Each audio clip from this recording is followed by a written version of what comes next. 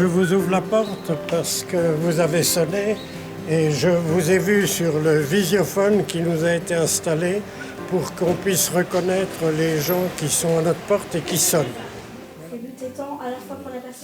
Elle, c'est Association Interentreprise Locale d'Entraide Sociale. L'association, elle, a une activité historique bénévole qui est de permettre aux personnes, notamment en difficulté, mais pas que, de bénéficier d'une couverture santé à tarifs négociés, de permettre d'avoir accès à des tarifs de groupe pour la mutuelle. Elle a une grosse majorité de ses adhérents, à savoir environ 500, qui sont des retraités. Vu notre âge, il est évident qu'on est concerné, comme beaucoup de personnes âgées, on a quand même un peu moins de mobilité. Tout ce qui a été installé nous est très utile. Alors là, on a un détecteur de fumée au cas où il y aurait un feu quelque part dans la maison. Ici, vous avez un détecteur pour tout ce qui est gaz, puisqu'on a la chaudière au gaz dans la salle de bain. Bon, alors, sous l'évier, on a un détecteur en cas de fuite d'eau. Donc ça, c'est bien agréable, parce que ça nous prévient tout de suite. Moi, je pense que si on peut rester le plus longtemps possible dans son appartement, c'est quand même merveilleux, quoi. Parce que, bon, les maisons de retraite, c'est bien, mais si on peut rester là tranquille et aménageable, c'est trop bien. Permettre aux gens de rester chez eux dans de bonnes conditions, c'est bien sûr une économie, que ce soit au niveau de la santé pure, puisqu'aujourd'hui on sait qu'une chute de personnes âgées, ça coûte en moyenne à la société 8 000 €. C'est quelque chose d'énorme, que ce soit la chute en elle-même ou les suites, hospitalisation, médecins, etc. Mais aussi au niveau social, sociétal, car les personnes souhaitent rester vieillir chez elles. 9 personnes sur 10 souhaitent rester chez elles à domicile, alors que seulement 6% des logements sont adaptés, selon les dernières estimations. Il y a aussi bien sûr la problématique des places et du coût en institution, en maison de retraite. Le fait de bouger, ça allume la cellule et ça éclaire la montée d'escalier. Notre maison est confortable, elle est conforme, on l'aime beaucoup, mais les problèmes de santé sont venus et il y a des choses à apporter en amélioration pour la sécurité de tous les deux. La domotique, c'est encore aujourd'hui, disons, un peu le début. Et ça va devenir de plus en plus au niveau pour aider un ménage quelconque, s'il y a des difficultés, ou pour aider journellement même. Michel, c'est l'homme qui fait les extérieurs.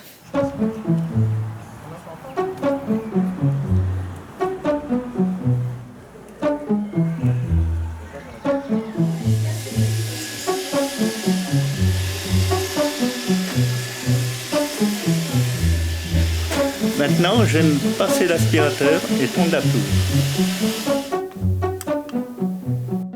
Nous avons sollicité l'association Elle pour tout ce qu'ils apportent. Ils nous ont tout bien dirigé, bien conseillé, et voilà. Donc, on est très satisfaits de leur démarche et de leur accueil. Franchement, ils sont sensationnels.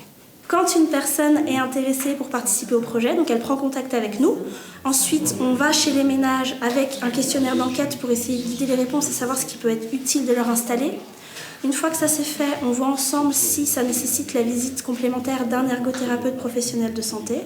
Et une fois que toutes ces étapes sont passées, on fait intervenir l'installateur technicien. Alors effectivement, après, donc moi, elle me soumet les différents projets. Et techniquement, à moi, en fonction de leurs besoins, donc des personnes, de la configuration des lieux, de leur proposer des solutions techniques le plus faciles à mettre en œuvre et surtout le plus facile aussi à utiliser pour les personnes recevant ce type de matériel. Donc voilà ce que donne l'application sur votre smartphone. Donc vous avez déjà globalement, ce qu'on peut aller voir, c'est les pièces. Vous avez dans votre maison deux pièces. Vous avez votre rez-de-chaussée, ce que j'ai appelé rez-de-chaussée Condette, donc chez vous, et rez-de-chaussée chez Madame Duvigneau. J'ai une locataire qui a 90 ans et elle est déjà tombée plusieurs fois.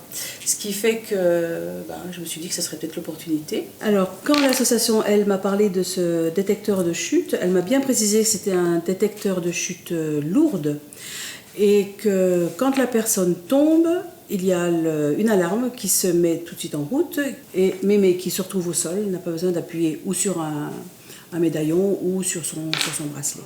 Financièrement, nous avons un budget de 2 000 € d'équipement domotique par ménage, ce qui est très conséquent et ce qui nous permet d'installer beaucoup de choses chez les personnes hors installation. Et voilà, c'est bon. Vous faites un essai.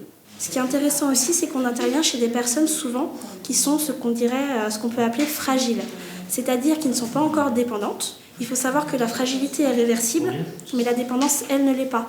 Donc tout l'intérêt d'un projet comme ça, aussi axé sur la technologie, où on touche des personnes plus jeunes, plus dynamiques, c'est aussi de pouvoir faire entrer ces personnes-là dans certains projets, de pouvoir les repérer et dès qu'il y a une problématique, de mettre en place une solution, ce qui les évite de tomber dans la dépendance à plus ou moins long terme. L'association, elle, c'est avant tout une présence, du lien social, des échanges. C'est vraiment la base de notre activité, puisqu'on voit que la domotique est très importante dans le maintien à domicile, nous on en est convaincus, mais l'humain, ça reste le cœur de tout, et c'est vraiment l'humain qui permet de savoir quels outils de domotique installer chez qui, dans quelle mesure, et quels seront les effets des outils.